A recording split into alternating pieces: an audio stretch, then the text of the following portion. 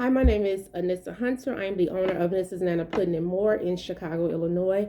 I'm bringing today you guys a video on how I ship my cocoa bombs successfully. I have had different people ask me, different business owners ask me, how do I ship them successfully? So I decided to create a video to share with everyone, and anyone can ship cocoa bombs easily and with success so that they don't break open and powder gets everywhere. But first, before I start my video, if you can go ahead and subscribe if you're not a subscriber, and click on that notification bell so that you're notified of all of my videos that I upload. I will be bringing you more videos as I come up with more, or I get more questions that are asked to me on videos. So first, of course, you're going to need your cocoa bombs. Second, you're going to need a container. So this container I bought at a warehouse. I think it came, I want to say 50 in a pack for like $11. I actually use these for my taffy grapes, but they are wonderful for the cocoa bombs. My cocoa bomb size are the medium size, and 4 fits in here successfully. Next, you're going to need some form of candy wrapping paper. This one is gold. I got it off of Amazon. I believe it's like 100 in here for like $7.99. I wanted to show you the two sizes. This is the smaller size. It's a 3.94. This size will not wrap around your cocoa bombs completely. So if you want to like leave the bottom out, these are great. If you want to wrap it completely, these are better. I believe these are like 7 inches or maybe 8 inches, and they come in a variety of colors on Amazon: gold, rose gold, silver, red, purple. They come in a variety of colors, but I like these because I can wrap them completely around. And a lot of times when you're doing cocoa bombs with like Oreo or any other like marshmallow toppings, these will ensure that they will wrap around your cocoa bomb completely. If you have the smaller ones, and let's just say if you have them already and you want to use them and not waste them, just use 2. Wrap one on the top, one on the bottom. I've had to do that several times as well, and it works out great. Next thing you're going to need, ice pack. I got these on Amazon. I believe I got like 100 of them for like 20 something dollars. These are wonderful. An ice pack. I have some fragile labels to put on my box. You want to have boxing tape. Make sure it's not the tape like you gift wrap the gift or something like that. You want to make sure you have tape specifically for boxes. Next, I have a box. This box right here is not the typical size that I use. I use a smaller box, but I ran out of them. But you want to get the best size box for what you're shipping, because if you have a big box and then you have this little container, you're going to be paying more for shipping, and you're just basically paying for air. So you want to get the correct box. The box that I use when I'm shipping one container of cocoa bombs, it's a 6x6x3 and a 6x6x6. I use both of those size boxes. It really depends on how much bubble wrap you insert in there, and then how many ice packs that you have as well. So just go with the 6x6x6 boxes. Because I am a business owner and I'm licensed, I do get discounts when I purchase my boxes with warehouses such as like Granger, Quill, places like that. So I get a nice bulk of boxes at a better discount versus going to Walmart and things like that. But if you don't have a business, you can go to Walmart, I believe, like Home Depot, Menards, places like that. They sell individual boxes as well. But just make sure you get a 6x6x6 box if you're shipping one, and then just multiply it if you're shipping, of course, more containers. And the last thing that you'll need is bubble wrap. I got this big boy from Walmart around December, and it was only like $5. So I don't know if that was a sale or if that's the regular price, but I bought a ton of them because that was an awesome deal. I normally order this through one of my trade lines, but I couldn't beat this deal for $5 for this big container, for this big roll. So I went ahead and got that. The last thing I want to say before I start is this does not work for strawberries. just so you know. So do not try to put chocolate and vanilla covered strawberries in here and ship it, they will crack. They won't melt because you'll have the ice pack in there, but they will crack. And then lastly, try it on a family member first. Before you ship it to a customer, try to ship it to someone, ship it to yourself, someone out of town, somewhere as far away as possible, so you can make sure that they hold up for you en route. I have shipped these to California, Arizona, Iowa, Las Vegas. Like, I've shipped these all over, and I have had no problems, like 0 problems. So let's get started. First, what you want to do, you want to take your cocoa bomb, and then like I mentioned before, if you have the smaller wrappers, that's fine, but I prefer the bigger wrappers. So you just want to take it, and then if you notice, I put my cocoa bombs in like a mini cupcake tin. I just like it better, just, you know, to hold the cocoa bomb. And to me, it just looks more professional and cute. And then only thing I do is I just take it, I put it on the top. You want to like hold it and fold it like so, and just fold it over. And then you're going to have a little excess paper depending on the size of your cocoa bomb. And I just cut some of it off, like about this much. I just cut that off. And then I just fold it over like that. And you can give it like a little squeeze, not too hard, but you just want to make sure that the candy wrapper is on there really good. And there you have it. But you want to make sure you leave it, you know, a little neat. You don't want to just ball it up on there, but just fold it. And it looks like that. And then what you want to do is you just want to go ahead and do the rest of them. But for the sake of time, I'm not going to do all 4.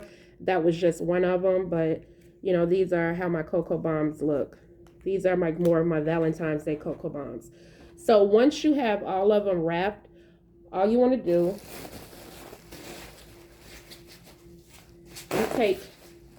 you take one of your one of the sheets of your bubble wrap, you fold it in half like that, and then you place it in the container like this, like half of it in the container, half of it is up here. And then you take your cocoa bombs and you put them back in the container like so. So they'll be in there like this.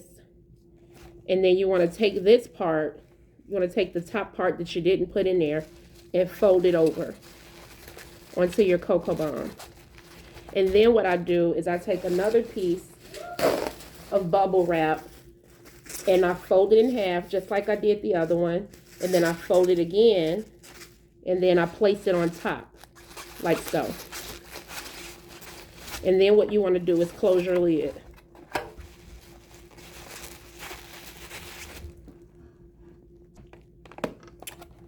Okay, then you want to close your lid like so. Okay, and you see how that is? Now, even if you give it a shake, there's nothing moving. Like, nothing is moving on the inside. And that's how you know your cocoa bombs are secure and they won't be inside banging up against each other. And that's what you really want. You don't want your cocoa bombs hitting each other as they're shipping, because that's really what causes it to crack. So you have it secured in the candy wrapping paper, and then you have it secured with the bubble wrap. So now let's move on to packaging our cocoa bombs. And then these are great too, you know, just like the cocoa bombs, you can do them with the coffee bombs. I also make the coffee and the cappuccino bombs, works the very same way. Now this part is like super important, how you secure your box. Okay, so now on to the packaging. So this is my box. Like I said, I don't use this big box to do one, but I ran out of my 6x6 boxes. And so for the sake of still doing the video, I'll just use this bigger box. So all you want to do, start with the bottom of your box and just, you know, fold it like you normally would. It's like this. If you can really see, it's a huge box. You know, just fold your sides down and then fold this part. And then what you want to do first is just take your tape and just tape it like you normally would. I'm going to have to take my gloves off for this part. Hold on one second. Okay, Okay, you want to take your box and, is it recording? Yeah, it is. Take your box and tape it like you normally would. You know, push it together to make sure it's closed. And then you want to do that twice, like go across your box twice to make sure that it's secured and it won't come out. Now, this is the important part, and this is the part that some people miss, and this is why you may have your chocolate melt. You want to secure this box as though it's like a ice box. So if you want to go out and buy like an expensive box with a built-in cooler, you can do that. But this way it will save you time as well as it will save you a lot of money. This is how you secure your box. So you see how like we folded this, but then you have like this ridge part right here. There's still like opening here where air and everything else can get in there. We want to seal that. That's very simple. Take you a piece of tape. You want to make sure that it's long enough to go across and wrap around. Just the seam part, not the whole box. So take your tape. And I kind of like been doing it for a while, so I kind of know what size tape I want to use. And all you're going to do is take your tape, go over the box like that. So it's like this. And then just press your tape down there and press it down here. And then now you see how the part that was originally like still open, that gap, now you see that it's taped. And that's what you want to do on this side. You want to also do it on this side as well. And then when you flip your box open to package it, what you want to do first is take some bubble wrap. I take probably, let me see, maybe like two sheets. Maybe like 2 sheets of the bubble wrap, and just fold it. Don't tear it, you know, just fold it. And you want to place it in the box like so that it's in there laying down, because this is going to add more cushion to your box for your cocoa bombs to be more secure. So as it's like, you know, in the truck or they're moving the box, your cocoa bombs is not getting the most of the, you know, banging and everything. The shock, I guess they call it like a shock. It's not going to the cocoa bombs, but more so it's going to the box as well as the bubble wrap. So once I put that those 2 sheets down in the box to add a little cushion, I take 1 piece of bubble wrap, take my container, and I place it at the bottom of it like that, and then I sit my cocoa bombs down in there. Now, when you have the regular size box, the 6x6x6, that's going to be more than enough bubble wrap for your box. But being that my box is a little bigger, I still have space here.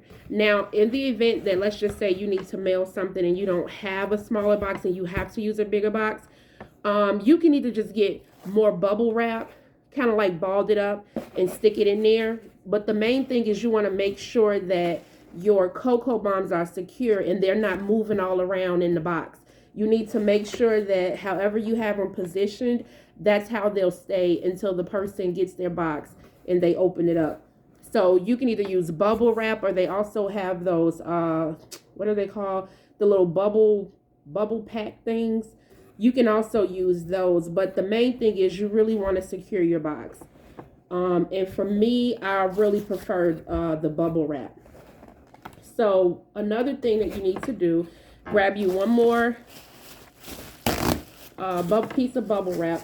And this is why I love the big rolls, because packaging, it does take quite a couple of pieces of bubble wrap, but it's worth it because you want your product to arrive not in pieces. You want it to arrive whole, and you know how you shipped it. So it's important not to miss this step. I know that it's, you know, quite a couple of pieces of bubble wrap, but when you're doing a business, the main thing is you want your customers to get their items because they ordered them. You want them to get them correctly. That way they're not complaining about their order. And then that way too, you have repeat customers, because no one wants to spend their money and then get a product that's broken, you know, or leaking or things like that. So it's worth investing in getting some bubble wrap. So now what you want to do, you know, have your sheet of bubble wrap, and I take an ice pack, put it in the bubble wrap, and I fold it, And then I place it in the box. And it's really that simple. You just place it in there. Now, when I have my 6x6x6 box, it's about like this much. I'll just like stand my my ice pack up, so it'll be like this in the box. But since this box is so big, you know, I'll just lay it down in there. Okay, so now that part is done. You want to close up your box, and then just like we did the bottom, you want to do the top the exact same way. You take your tape, you seal it like you normally would. Again, I think that you should do it twice just to make sure that it's secure and it's not gonna open.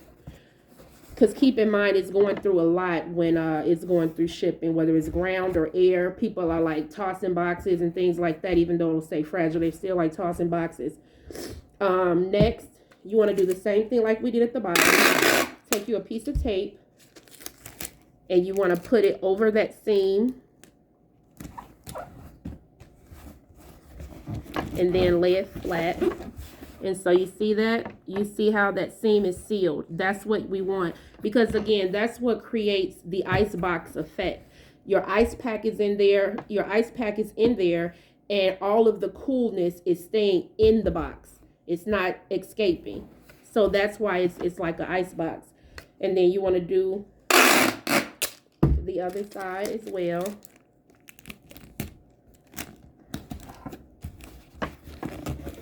Like that.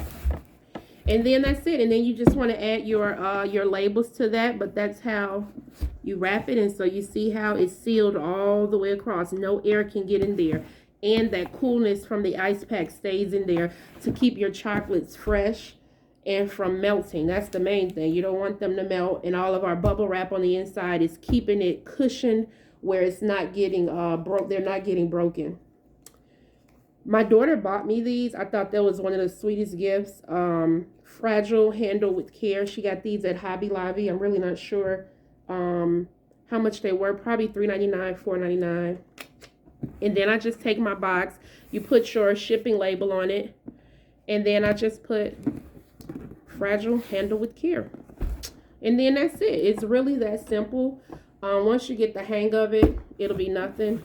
The main thing is, like I said, invest in that bubble wrap, invest in the ice packs, and invest in the candy wrappers.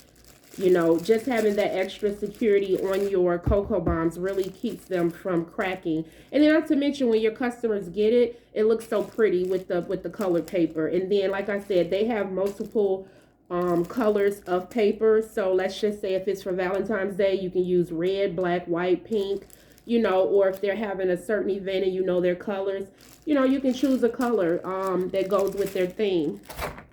So that's it. I hope you liked this video. I hope this was very helpful. Like I said, I know many people were wondering like the best way to ship their cocoa bombs. And this way, it really worked for me. I've shipped close to 200 orders, and I have not had any complaints with doing this method. So if you have any questions, feel free to drop them down in the comments. Until I talk to you next time, stay safe.